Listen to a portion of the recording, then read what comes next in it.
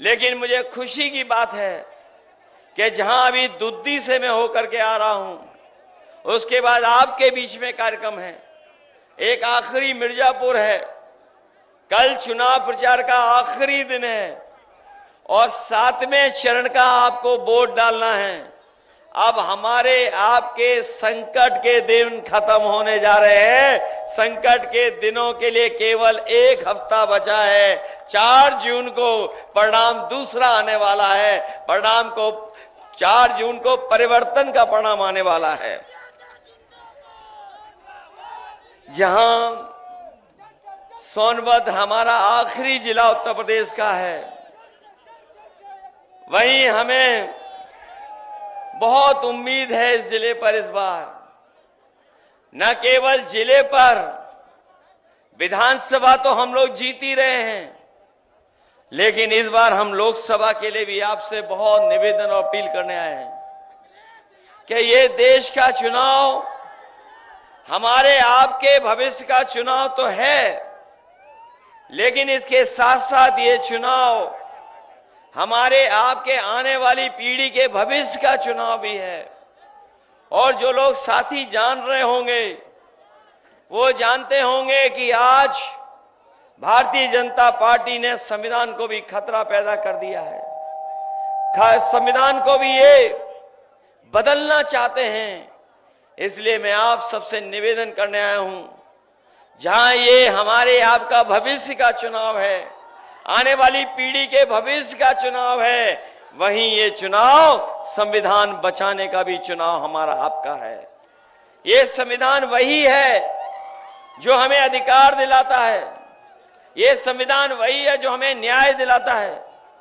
ये संविधान समय समय पर हमें आगे बढ़ने का मौका देता है।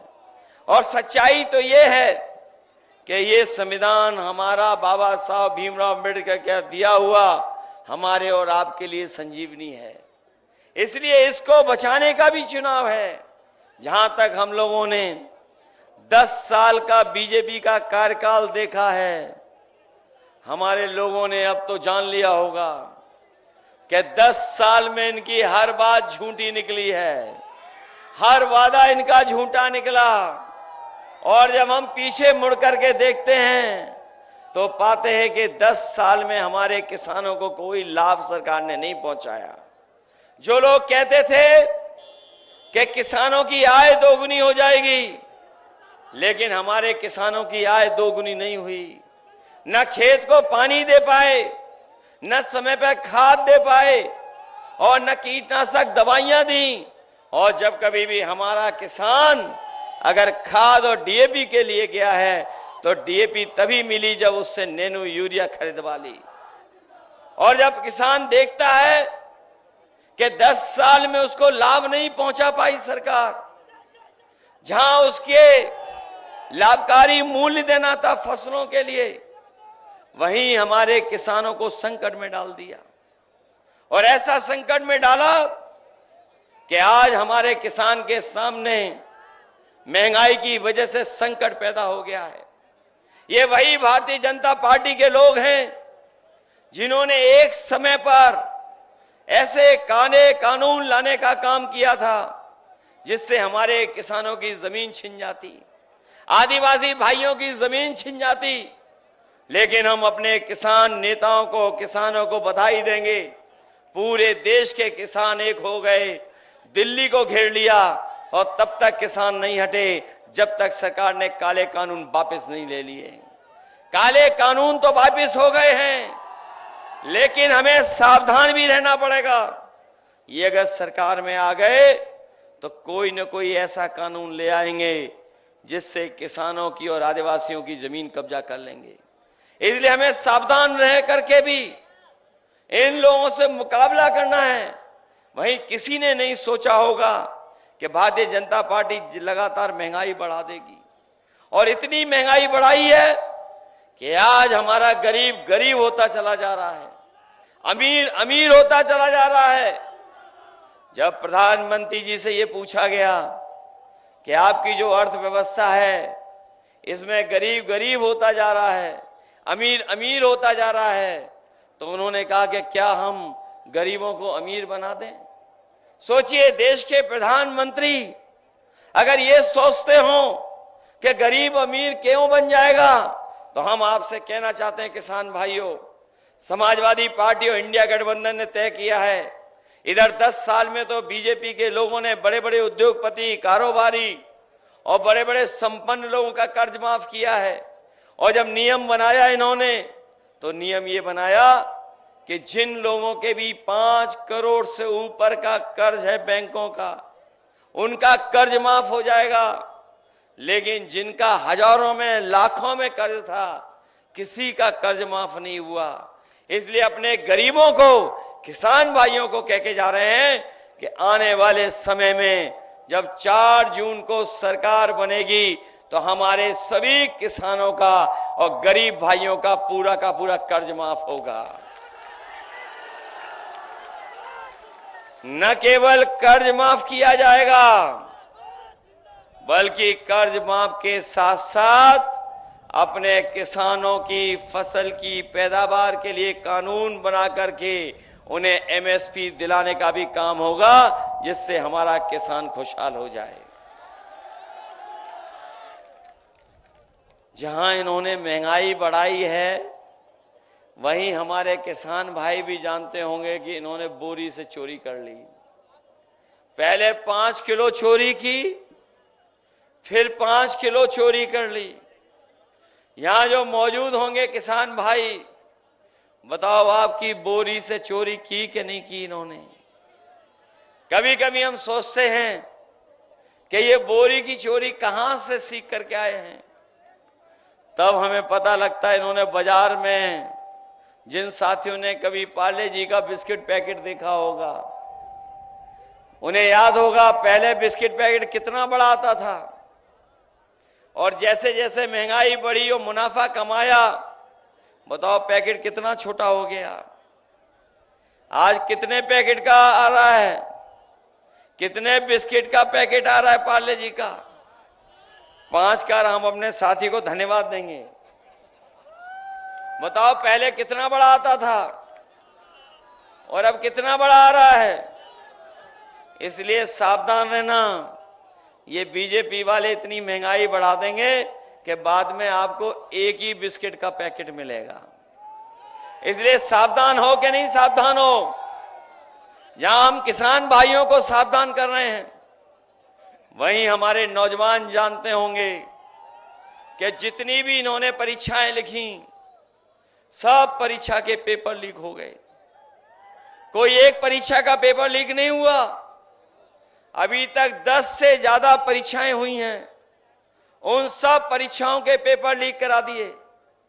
और हमारे नौजवानों को याद होगा, अभी कुछ दिन पहले चुनाव से इन्होंने पुलिस की भर्ती के लिए बड़ा कार्यक्रम किया था, और सरकार ने यह तय किया कि 2 दिन भर्ती की जाएगी, 2 दिन परीक्षा होगी। लेकिन जब परीक्षा देने गया नौजवान, और परीक्षा देकर के जब घर लौटा, तो पता लगा उसकी परीक्षा का भी पेपर लीक हो गया। अभी तक जितनी भी सरकारी नौकरी मिली है, जितनी भी सरकारी नौकरियों के पेपर हुए हैं, सबके पेपर लीक हो गए, सब परीक्षाएं रद्द हो गई। हम अपने नौजवानों को कहना चाहते हैं कि इन्होंने पेपर लीक नहीं हुआ है, बल्कि जानबूझ करके पेपर लीक कराया है। और पेपर लीक इसलिए कराया है जिससे कि नौजवानों को नौकरी न देना पड़े।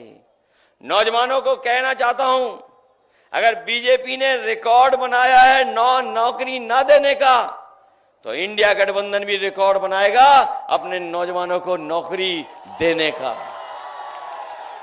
जहां इन्होंने रिकॉर्ड बना लिया नौकरी छीनने का, तो हम लोग नौकरी देने का भी रिकॉर्ड बनाने का काम करेंगे। और वहीं अपने अग्निवीर के भर्ती के लिए तैयारी करने वाले नौजवानों को कहना चाहते हैं, ये अग्निवीर नौकरी आधी अधूरी नौकरी है, ये कोई पूरी नौकरी नहीं है, पक्की नौकरी नहीं है। हमारा नौजवान जो दौड़ करके तैयारी करता था फौज की, वो पक्की नौकरी और पक्की वर्दी पहनना चाहता था। ये अग्निवीर नौकरी जो 4 साल की है, हम समाजवादी लोग कभी स्वीकार नहीं कर सकते हैं। हम अपने नौजवानों को कह के जा रहे हैं, जिस समय सरकार बनेगी 4 जून को, अग्निवीर व्यवस्था हमेशा हमेशा के लिए खत्म हो जाएगी। न केवल अग्निवीर व्यवस्था खत्म होगी, बल्कि फौज की नौकरियों को बढ़ा करके, और जो सरकारी नौकरियां 30 लाख खाली हैं, उन 30 लाख नौकरियों को और फौज की नौकरी बढ़ा करके अपने नौजवानों को नौकरी देने का काम आने वाले समय में होगा। इसलिए आपसे हम निवेदन करने आए, अपील करने आए हैं। आपने वो समय भी देखा जिस समय इन्होंने राशन बांटने का काम किया था। जिस समय 2022 का चुनाव था, बीजेपी वाले बहुत गरीबों को राशन दे रहे थे, चने की दाल दे रहे थे, चना दे रहे थे, रिफाइंड तेल भी दे रहे थे, नमक भी दे रहे थे। और जब वोट मिल गया, सरकार बन गई, तो बताओ आज राशन में क्या दे रहे हैं गरीबों को? बताओ राशन में क्या मिल रहा है गरीबों को? न जाने क्या दे रहे हैं राशन में। इसलिए अपने गरीब परिवार के लोगों को कह जा रहे हैं, उन्हें भरपेट खाना भी नहीं खा पा रहे हैं। इसलिए राशन की मात्रा बढ़ाएंगे। और जिस तरीके से संपन्न लोग, जो लोग शहर में रह रहे हैं, जो बड़े लोग हैं, आजकल पैकेट का आटा खरीद करके खा रहे हैं, जो न केवल गुणवत्ता में बेहतर है बल्कि पौष्टिक भी है। हम अपने गरीब परिवार के लोगों को कह के जा रहे हैं कि राशन तो बढ़ाएंगे ही बढ़ाएंगे, वहीं पैकेट के आटे के साथ साथ आपको डाटा फ्री उपलब्ध भी कराने का काम होगा। क्योंकि जहां राशन की मात्रा बढ़ेगी, उससे पूरा परिवार भरपेट खाना खा पाएगा। पैकेट का आटा जो गुणवत्ता में और पौष्टिक है, उससे हमारे गरीबों का स्वास्थ्य बेहतर रहेगा। और वहीं डाटा इसलिए क्योंकि डाटा के बिना आजकल बहुत सी चीजें चलती नहीं हैं। अगर डाटा होगा तो हमारा मोबाइल भी चलेगा, डाटा होगा तो हम जानकारी भी हासिल कर लेंगे, डाटा होगा तो अगर हमें फॉर्म भरना होगा, ऑनलाइन पढ़ाई करनी होगी, तो वो भी हम लोग कर लेंगे। इसलिए पैकेट के आटा के साथ साथ अपने गरीबों को डाटा फ्री देने का भी काम होगा। हमें और समाजवादियों को याद होगा, जिस समय समाजवादी सरकार थी तो गरीब परिवार की माताओं बहनों को समाजवादी पेंशन से हम लोग सम्मान दिलाने का काम करते थे। सोनभद्र और मिर्जापुर जिले वो रखे गए थे जिसमें हर गरीब परिवार की माताओं को हम लोगों ने 500 रुपया पेंशन देने का काम शुरू किया था। जिन साथियों ने हमारे 2017 का घोषणा पत्र पढ़ा होगा, 22 का घोषणा पत्र पढ़ा होगा, वो जानते रहे होंगे कि हम लोग माताएं बहनों को 3000 रुपए देना चाहते थे। गरीब बेटियों को पढ़ने के लिए विद्याधन दे रहे थे 30,000 रुपया। लेकिन अब जब हम लोग दिल्ली की सरकार बनाने जा रहे हैं, तो अपनी गरीब माताओं बहनों को कह करके जा रहे हैं, समाजवादी पार्टी और कांग्रेस और इंडिया गठबंधन के लोगों ने तय किया है कि सरकार बनेगी तो अपने गरीब परिवार की माताओं बहनों को 1 लाख रुपए उनके अकाउंट में पहुंचाने का काम होगा। न केवल 1 लाख रुपए अकाउंट में पहुंचाएंगे, बल्कि उनकी पढ़ाई के लिए भी केजी से लेकर के पीजी तक उन्हें कोई पैसा नहीं देना पड़ेगा, पूरी की पूरी पढ़ाई फ्री होगी। जब समाजवादी सरकार थी तो एम्बुलेंस भी चला दी थी हम लोगों ने। एम्बुलेंस गांव-गांव पहुंच करके मदद करती थी। जिला अस्पताल को भी बेहतर कर दिया था। कई अस्पताल भी बनना शुरू हो गए थे। लेकिन जब से समाजवादी सरकार गई है, एम्बुलेंस तो खराब की है, लेकिन अस्पताल में अब गरीब का इलाज नहीं हो पा रहा है। न दवाई है, न इलाज है, न इंतजाम है। इसलिए गरीब परिवार के लोग कह के जा रहे हैं कि समाजवादी पार्टी इंडिया गठबंधन तय किया है कि आने वाले समय में सरकार बनेगी तो अस्पतालों को, मेडिकल कॉलेजों को इस तरह बनाया जाएगा जिससे हमारे गरीबों का इलाज पूरा का पूरा फ्री होगा, एक भी पैसा उन्हें देना नहीं पड़ेगा। वैसे तो दिल्ली वाले और लखनऊ वाले लगातार प्रचार कर रहे हैं, लेकिन उन्हें हिसाब किताब जो देना है वो 10 साल दिल्ली का और 7 साल उत्तर प्रदेश सरकार का। बताओ कितने साल से सरकार है बीजेपी की? अगर दिल्ली की 10 साल की है और उत्तर प्रदेश की 7 साल की सरकार है, तो बताओ कितने साल हो गए सरकारों में इनको? लगभग 17 साल सरकार में हो गए। बताओ 17 साल की सरकार में अगर किसी के गरीब के जीवन में कोई बदलाव आया हो तो बता दो सरकार की तरफ से। कोई बदलाव नहीं आया। और जहां बेरोजगारी बढ़ाई, महंगाई बढ़ाई और महंगाई आसमान पे पहुंचा दी। कोई कल्पना नहीं करता था कि इतनी महंगाई बढ़ जाएगी, महंगाई यहां तक पहुंच जाएगी। न केवल महंगाई बढ़ाई, बल्कि हमारे साथियों को याद होगा कि समाजवादी सरकार थी तो पुलिस को चलने के लिए 100 नंबर देने का काम हुआ था। और 100 नंबर इसलिए दिया था कि दूर दराज अगर कहीं कोई घटना हो जाए, कोई तकलीफ परेशानी में उलझ जाए, तो वो फोन मिलाए और पुलिस उसकी मदद के लिए पहुंच जाए। लेकिन हमें देखने को मिला है, जब से 100 नंबर वाली पुलिस की गाड़ी सरकार ने 112 कर दी, हमारे पुलिस के भाइयों को भी लगा कि उन्हें भी अपना रेट बढ़ा लेना चाहिए। बताओ रेट बढ़ा दिया कि नहीं बढ़ा दिया? हम अपने इन्हें खाकी वर्दी पहने भाइयों को भी सावधान करने आए हैं। अभी तो फौज की नौकरी हुई है 4 साल की। अगर बीजेपी की सरकार आ गई तो इन खाकी वर्दी वालों की भी नौकरी 3 साल की हो जाएगी। कभी कभी पत्रकार साथी पूछते हैं ये कैसे संभव है, तो हम उनसे पूछते हैं बताओ क्या आपको पता था कि हवाई अड्डे बीजेपी बेच देगी? क्या आपको पता था कि बंदरगाह बेच देगी बीजेपी? क्या आपको पता था कि बैंकें बिक जाएंगी? क्या आपको पता था कि सरकारी नौकरी संविदा पे चली जाएंगी? क्या आपको पता था कि इलाहाबाद बैंक इकलौती उत्तर प्रदेश की बैंक थी वो बिक जाएगी? क्या आपको पता था कि सब चीजें बेच करके वो निजीकरण हाथों में दे देंगे? क्या आपको पता था कि जीएसटी लागू करके हर चीज महंगी हो जाएगी? और क्या आपको पता था कि रात में एक दिन नोट बंद हो जाएंगे और नोटबंदी कर देंगे? तो पत्रकार साथी कहते हैं उन्हें नहीं पता था। अगर उन्हें नहीं पता था तो हम बताना चाहते हैं कि अभी तो फौज की नौकरी 4 साल की है। ये बीजेपी वाले सरकार में आ गए तो खाकी वर्दी पहनने वालों की भी नौकरी 3 साल की हो जाएगी। और याद कीजिए आप लोग, हमें और आपको सबको वैक्सीन लगवा दी। बताओ वैक्सीन लगवाई कि नहीं लगवाई? कोई बचा जिसने वैक्सीन नहीं लगाई? केवल हम बचे जिन्होंने वैक्सीन नहीं लगवाई। हो सकता है एक आध और हो मेरे जैसा, लेकिन बताओ आपने पढ़ लिया अखबार में कि नहीं पढ़ लिया? आपने अखबार में पढ़ लिया होगा और अब तो सबको जानकारी हो गई है कि जिन्होंने वैक्सीन लगवाई है उन्हें बीमारी भी होगी, दिल की भी बीमारी हो सकती है, जल्दी हार्ट अटैक भी हो सकता है। और जब ये जानकारी आ गई तो कंपनी वाले कहते हैं कि जो वैक्सीन हमने लगवा दी है वो हम वापस ले लेंगे। हमें कोई बताए जो वैक्सीन शरीर में चली गई वो वापस कैसे ली जाएगी? कोई अगर व्यवस्था हो तो हमें बता दो। और न केवल वैक्सीन लगवाई इन्होंने, हमें आपको तो लगवाई, खाकी वर्दी पहनने वाले और अधिकारियों को तो जबरदस्ती लगवा दी।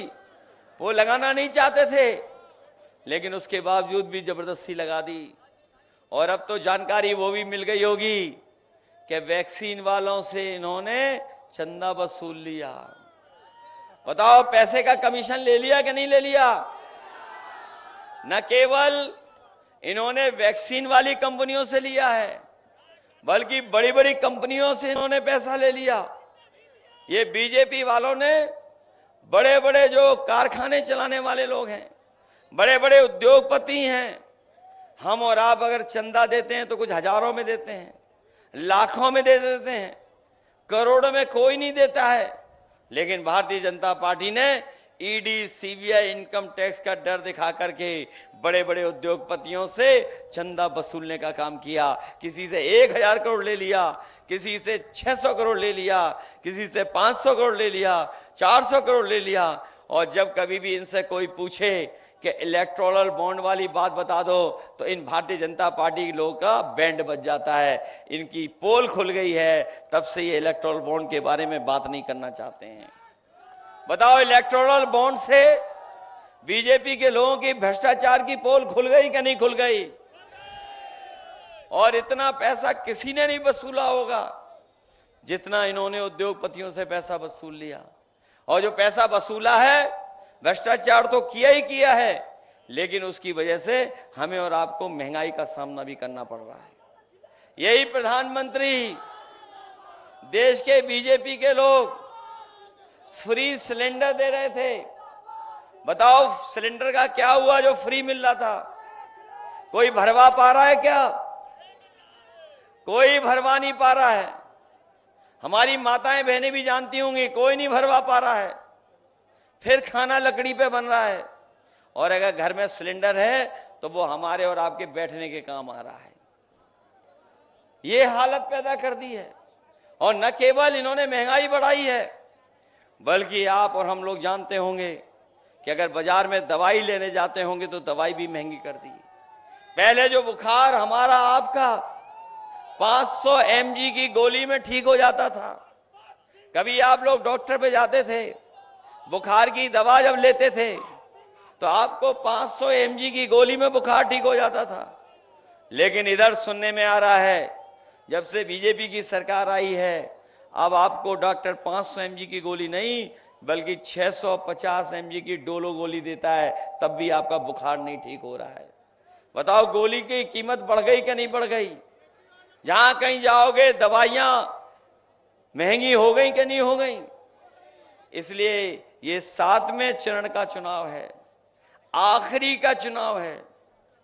बिल्कुल आखिरी में आपको फैसला लेना है। पूरे उत्तर प्रदेश का चुनाव हो चुका है, केवल हमारे सोनभद्र और आसपास के लोगों को वोट डालना है।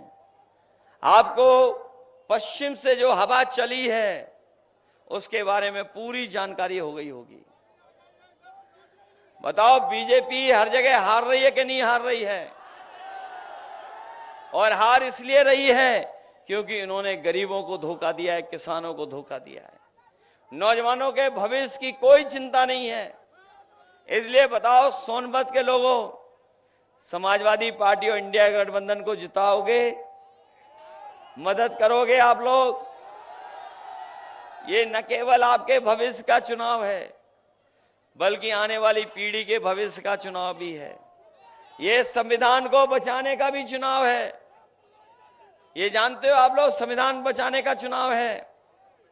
ये लोग सत्ता में आ गए तो हो सकता है संविधान बदल दें, हो सकता है हमारे आपके अधिकारों को छीन लें। इसलिए सावधान है कि नहीं है? सावधान। आपने देखा होगा, हेमंत सोरेन जैसे मुख्यमंत्री को जेल भेज दिया। आप पार्टी के मुख्यमंत्री, उन्हें जेल भेज दिया। और आप पार्टी के मुख्यमंत्री के जो आरोप लगे हैं पार्टी पर, वो आरोप सब झूठे हैं। अगर किसी ने आरोप झूठे लगाए हैं तो भारतीय जनता पार्टी के लोगों ने लगाए हैं। हेमंत सोरेन जो आदिवासी मुख्यमंत्री थे, उन पे भी झूठे मुकदमे लगा करके जेल भेज दिया। इसलिए आप लोग सावधान हैं कि नहीं सावधान? इसलिए लोकतंत्र को बचाना। मुझे खुशी है कि छोटे लाल खरवार जी आज हमारे साथ आ गए हैं, और इनके आने से हमारी पार्टी की ताकत बढ़ गई है। इनके आने से एक माहौल बन गया है। इसलिए इनकी मदद करना आप लोग। हम आपको भरोसा दिलाते हैं कि सोनभद्र के विकास के लिए हम लोगों ने हमेशा काम किया है। जब कभी भी हम लोगों को सरकार में मौका मिला है तो हम लोगों ने लगातार काम कर करके दिखाया है। अगर हमें कहीं अस्पताल बनाना पड़ा होगा तो अस्पताल बनाया है। यही सड़क जो वाराणसी को जोड़ती है समाजवादियों ने बनाई है। तमाम पुल बनाए हैं, बिजली का कारखाना बनाया, बिजली के कारखाने से लेकर के और जो सुविधाएं हो सकती हैं एम्बुलेंस की, पुलिस की, वो भी दी है। इंजीनियरिंग कॉलेज को बनाने से लेकर के और तमाम क्षेत्र का विकास करने का काम किया है। ट्रॉमा सेंटर भी बनाया जो आज भी चल नहीं पा रहा है। जो ट्रॉमा सेंटर बना दिया था, इस उम्मीद और इस भरोसे के साथ दिया था कि आने वाले समय में यहां पर हमारे गरीबों का इलाज हो जाएगा, दवाई मिल जाएगी, लेकिन आज भी वो नहीं चल पा रहा है। इसी तरह चाहे बस स्टैंड बनाया हो, वो भी सरकार नहीं चला पाई है। जितने भी काम दिए थे वो सब के सब अधूरे हैं। कन्हेर परियोजना जो दी थी, जिससे वहां के आदिवासी भाइयों को, किसानों को मदद मिल जाती, पानी का इंतजाम हो जाता, लेकिन जितना समाजवादियों ने बनाया उसके आगे सरकार ने कोई काम नहीं किया है। इसलिए सब काम रोक दिए हैं। हमें उम्मीद है कि इस चुनाव में आप लोग मदद करना, सहयोग करना। जहां हमारे पार्टी के प्रत्याशी छोटेलाल खरवार जी, उनके परिवार में जहां दुख आया है, जहां उनकी माताजी का स्वर्गवास हुआ, उसके बावजूद भी ये लगातार जनता के बीच में हैं। जहां हम दुख प्रकट करते हैं, वहीं हम इनका भी धन्यवाद देते हैं कि चुनाव के मैदान में लगातार जनता के बीच में जा रहे हैं। वहीं हम अपने तमाम लोगों को भरोसा दिला के जा रहे हैं, जिन्होंने समय समय पर हमारे समाज को और देश की राजनीति को एक दिशा देने का काम किया है।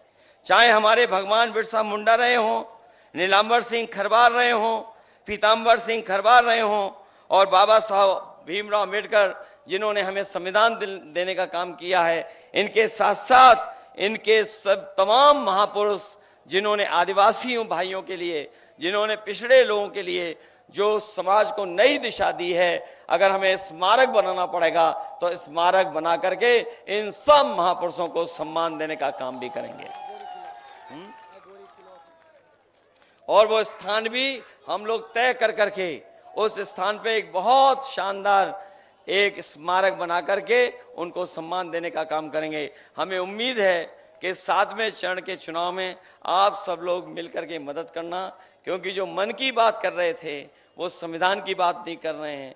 जो मनमर्जी हैं वो आपकी सुनना नहीं चाहते हैं। और जहां तक अभी तक का कार्यकाल देखा है, उन्होंने किसान से लेकर के हर वर्ग के साथ धोखा किया है। कहने को और दिखाने को तो उन्होंने बड़े बड़े सपने दिखाए थे कि निवेश हम जमीन पर पहुंचाएंगे, हम कारोबार चला देंगे, हम उद्योग लगा देंगे, लेकिन जब हम 10 साल पीछे मुड़ करके देखते हैं तो वहीं के वहीं खड़े पाते हैं। महंगाई और बेरोजगारी बढ़ी है। इसलिए आप सबसे अपील करते हुए कि साइकिल चुनाव चिन्ह पर और समाजवादी पार्टी के इंडिया गठबंधन के प्रत्याशी की मदद। मुझे याद है जब मैं 2017 के चुनाव में भी आखिरी सभा मैंने यहां पर की थी, उसके बाद 2022 में भी की, और इस बार भी मैं चुनावी जनसभा में आपके बीच में आया हूं। लेकिन मुझे खुशी की बात है कि जहां अभी दुद्दी से मैं होकर के आ रहा हूं, उसके बाद आपके बीच में कार्यक्रम है, एक आखिरी मिर्जापुर है। कल चुनाव प्रचार का आखिरी दिन है और 7वें चरण का आपको वोट डालना है। अब हमारे आपके संकट के दिन खत्म होने जा रहे हैं। संकट के दिनों के लिए केवल 1 हफ्ता बचा है। 4 जून को परिणाम दूसरा आने वाला है। परिणाम को 4 जून को परिवर्तन का परिणाम आने वाला है। जहां सोनभद्र हमारा आखिरी जिला उत्तर प्रदेश का है,